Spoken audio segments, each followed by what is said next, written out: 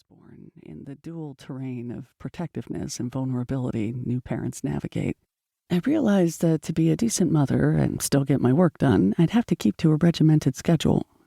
I'd have to organize my days, caregiving tasks, my day job, my own writing, and after the sun set and the baby was tucked into bed, a couple of hours of leisure like a long exhalation. Those hours were a velvet twilight. My charge was safely asleep while I was still awake and could relax my vigilance. The child, a daughter, was sustained. 4 years later, another baby arrived, a son, likewise sustained. I cared for them and even doted on them, delighted by their small forms. Bought them food and made sure it was healthy, though, full disclosure, its wholesomeness would decline over the years as I became more captive to their wills, and also lazier.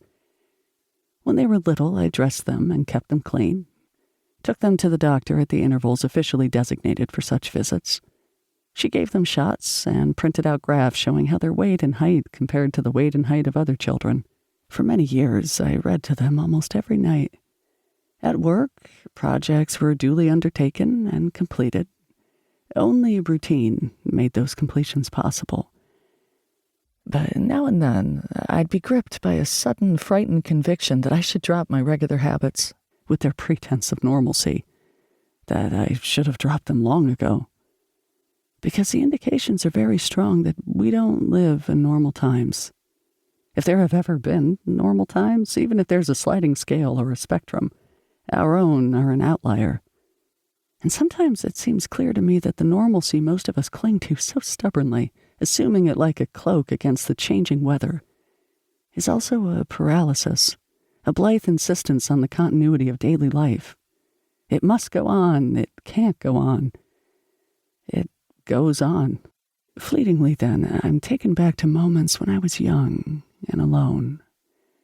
Between 1 second and the next, I'd be swept up, usually by music, but sometimes by a book, in a tremor of exultation I couldn't describe, a vibrant, impossible hope, a radiance of being, shivering, barely balanced on a rim of despair. After the moment faded, I'd feel stricken, touched by an unseen hand, then left. The rapture passed, and in its wake was only the familiar flatness of the present.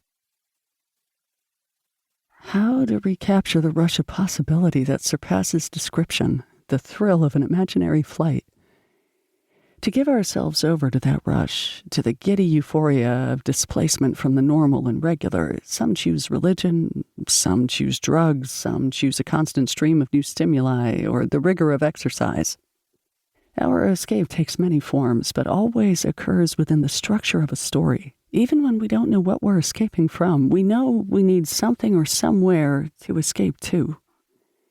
Moving forward and forward again into the shape of a personal future, we exist in a narrative of aspiration, a hopeful arc of awakening and victory that we receive from the myth-makers of our culture. And when the hollowness or hardness of our work presses us down, the pale repetition of our days, we cling to that fictional arc of triumph. If our real life fails again and again to uplift us, we still have a story of that life to believe in, a story of infinite potential. Maybe it's the dullness and stress of labor from which we need an escape. Maybe it's failures with family or friends. Or maybe it's less personal. Maybe the escape is from a larger landscape, from the omnipresent evidence of social and natural disintegration that reaches our senses from the streets and media. Maybe it's an intuition of ongoing trauma to the world. To many of us, what can be done in place of business as usual remains unknown. Where drugs or religion or dissent are out of reach, we go to homier and handier vices. Alcohol and food and the catharsis of entertainment and goods buying. Minor and pettier disruptions that roll more neatly into the course of daily events, but like narcotics, allow us to avoid a painful confrontation with the conditions of the real. Like many of us, I register a sense of shame in my inertia and keep on going as before. It passes.